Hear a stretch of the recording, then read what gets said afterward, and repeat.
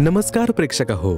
कल्पना करा, एक व्यक्ती जी 25 वर्षे राधास्वामी देवी देवतांची पूजा आणि धार्मिक विधींमध्ये स्वतःला व्यग्र ठेवत होती, परंतु आयुष्यात समाधान, शांती आणि आरोग्याचा ठावही लागत नव्हता. कोरोना महामारीच्या काळात त्यांना क्वारंटाईन करून एकांतवासात ठेवण्यात आले.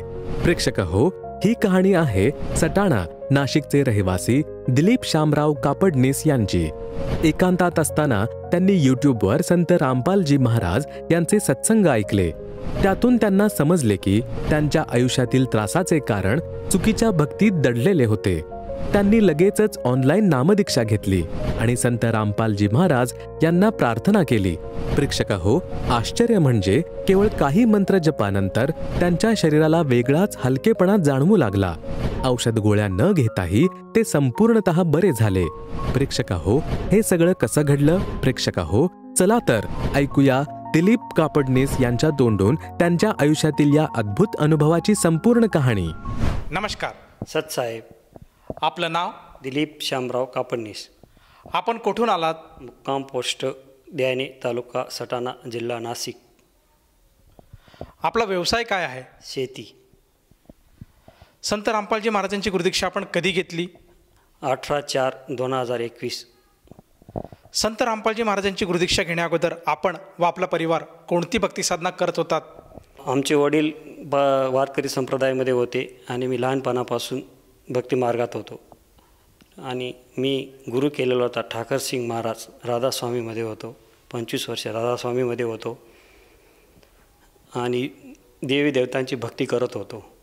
उपवास करणे आणि गणपती बसवणे, 10 दिवस गणपती बसवायचे, भंडारा करायचे, नवरात्र उत्सव करायचे, 9 दिवसात आम्ही भंडारा करायचे, हे सगळी भक्ती करत होतो. जसं तुम्ही सांगितलं की आपण ठाकूरसिंग महाराजांचे भक्त होतात, त्यांच्याकडनं आपण साधना घेतली होती, तर ठाकूरसिंग महाराजांची जी काही भक्तिविधी होती ती थोडक्यात सांगाल का?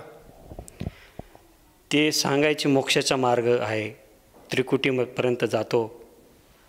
त्या सांगितलं की गुरु करावा लागतो, मोक्ष मिळतं. पण एवढं करून मी दुःखीच राहिलो त्या मी व्यक्ती सोडून दिली. जसं तुम्ही सांगत आहात की आपण महाराष्ट्रामध्ये जी प्रचलित भक्ती साधना आहे ती भक्तिविधी करत होतात आणि प्रामुख्याने आपला जो पिंड आहे हा भक्तीचा पिंड आहे. आपल्या घरामध्ये सुद्धा आपले वडील जे आहे हे वारकरी सांप्रदायिकचे होते. तर मला हे विचारायचं आहे की संत रामपालजी महाराजबद्दल आपल्याला माहिती कशी मिळाली आणि आपण त्यांच्या शरणात कसे आलात? मला कोरोना झाला.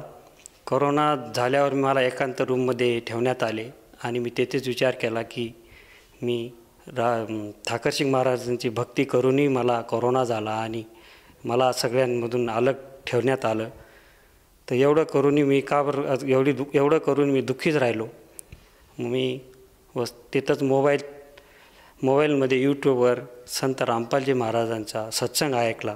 त्याच्यावर मला कळलं की खरी भक्ती काय आहे, शास्त्रानुसार काय आहे हे मला तिथं कळलं आणि मी लगेच त्या नंबर फ्लॅश होता त्या नंबरवर कॉल केला आणि मला घरच्या घरी ऑनलाईन नाम मिळालं.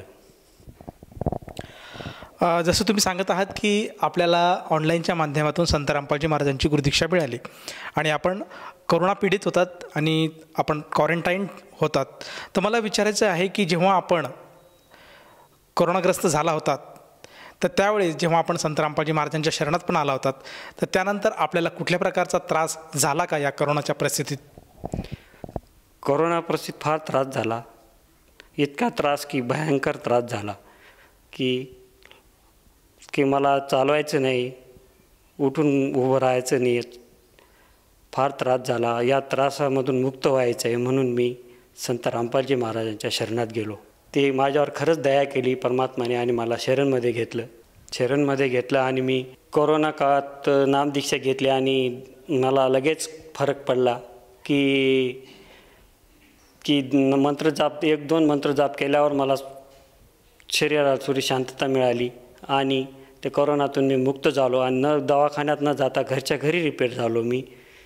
जसं तुम्ही सांगत आहात की संत रामपालजी महाराजांची भक्ती घेताच आपल्याला कोरोनातून मुक्तता झाली, तर मला हे विचारायचं आहे की या व्यतिरिक्तसुद्धा आपल्याला संत रामपालजी महाराजांच्या भक्तीमुळे आणखीन काही काही अनुभव किंवा आणखीन काही काही लाभ आपल्याला प्राप्त झालेत का? लाभ तर भरपूर झालेत. मोक्षाचा मार्ग मिळाला आणि मला डायबिटीस 500च्या वरती होती आणि ती डायबिटीस आत्ता डायरेक्ट कंट्रोलमध्ये आहे. सगळं खाऊन पिऊन ती कंट्रोलमध्ये आहे. आणि माझा मुलगा आजारी असताना त्याला डॉक्टरांनी सांगितले की याची डेंग्यू टेस्ट करावी लागेल, सगळे डेंग्यूचे लक्षण दिसत आहेत. तर मी संत रामपालजी महाराजांना अर्जी लावली की माझ्या मुलाला डेंग्यूपासून वाचव. आणि त्यांचा नील रिपोर्ट आला आणि माझा जास्ती दृढ विश्वास बसला. नामदीक्षा घेतल्यावर घरी ज्योत लावताच माझ्या घरी ज्योत लागल्यावर सगळं घर मांसाहारी होतं ते शाकाहारी झालं आणि घरात शांतता निर्माण झाली आणि मला शांतता मिळाली. या व्यतिरिक्त आपल्याला काही आर्थिक स्वरूपात संत रामपालजी महाराजांकडून काही राहत मिळाली का?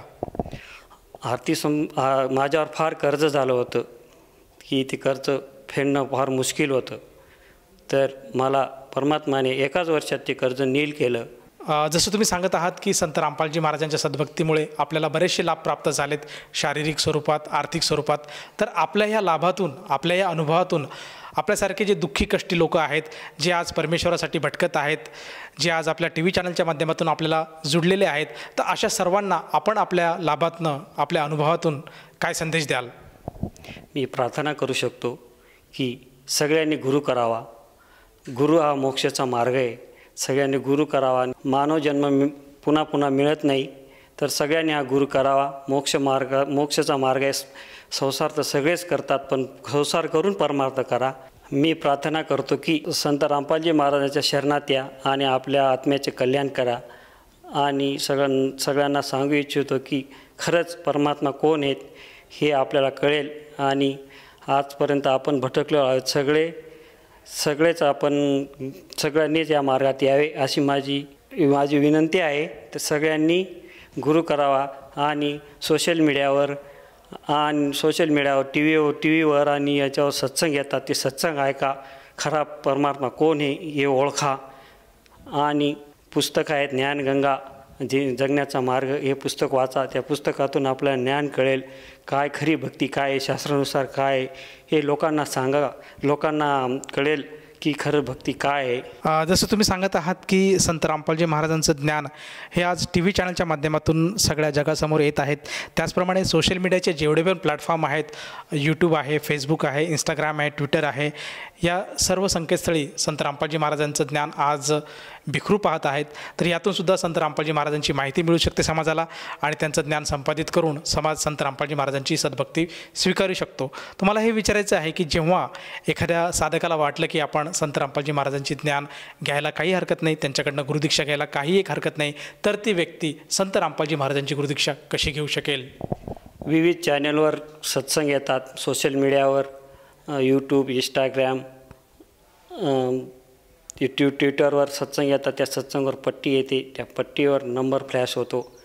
त्या नंबरावर फोन करून आपण जिथं राहतो, ज्या जिल्ह्यात राहतो त्या जिल्ह्यात सेंटर नंबर मिळेल आणि त्या नंबरवर आपण कॉल करून नामदीक्षा घेता येते. जसं तुम्ही सांगत आहात की आज संत रामपालजी महाराजांच्या दयेने महाराष्ट्रामध्ये नव्हे तर पूर्ण जगामध्ये बऱ्याच ठिकाणी प्रत्येक जिल्ह्यामध्ये संत रामपालजी महाराजांच्या नामदान केंद्राची उभारणी झालेली आहे. आणि सत्संग चालू असताना TV चॅनलवर काही नंबर दिसतात. त्या नंबरवर जर साधकाने संपर्क साधला तर त्याला अगदी जवळच्या जिल्ह्यामध्ये जो काही नामदान केंद्राचा सेंटर आहे तिथला पत्ता मिळतो आणि तेथे जाऊन ती व्यक्ती संत रामपालजी महाराजांची गुरुदीक्षा घेऊ शकते. मला हे विचारायचं आहे की या नाममंत्रासाठी, या गुरुदीक्षेसाठी त्या व्यक्तीला किती पैसे मोजावे लागतात? 1 रुपयाही द्यावाने लागतात. फ्री ऑफ कॉस्ट दीक्षा दिली जाते. भक्तिबोध दिला जातो आणि एक फोटो दिला जातो, शिवाय फोटो दिला जातो. धन्यवाद सतसाहेब. संपूर्ण विश्वामध्ये 500 पेक्षा जास्त नामदीक्षा केंद्र आहेत जिथे निशुल्क नामदीक्षा दिली जाते. निशुल्क नामदीक्षा प्राप्त करण्यासाठी आणि अधिक माहितीसाठी संपर्क करा 7030303951 7030303952. अद्वितीय आध्यात्मिक ज्ञान वाचण्यासाठी, पाहण्यासाठी आणि ऐकण्यासाठी संत रामपालजी महाराज ॲप अवश्य डाउनलोड करा किंवा आमची वेबसाईट www.jagatgururampalji.org वर विजिट करा. आम्हाला सोशल मीडियावर फॉलो करा. सर्व पवित्र धर्मांच्या पवित्र शास्त्रांवर आधारित प्रमाणित अनमोल पुस्तक ज्ञानगंगा किंवा जगण्याचा मार्ग यापैकी कोणतेही एक पुस्तक निशुल्क मागवण्यासाठी आपण आम्हाला आपले पूर्ण नाव, पूर्ण पत्ता, पिनकोड आणि फोन नंबरसह लिहून 7030303951 किंवा 7030303952 या नंबरवर SMS करू शकता किंवा 7030303950 या नंबरवर व्हॉट्सअप देखील करू शकता.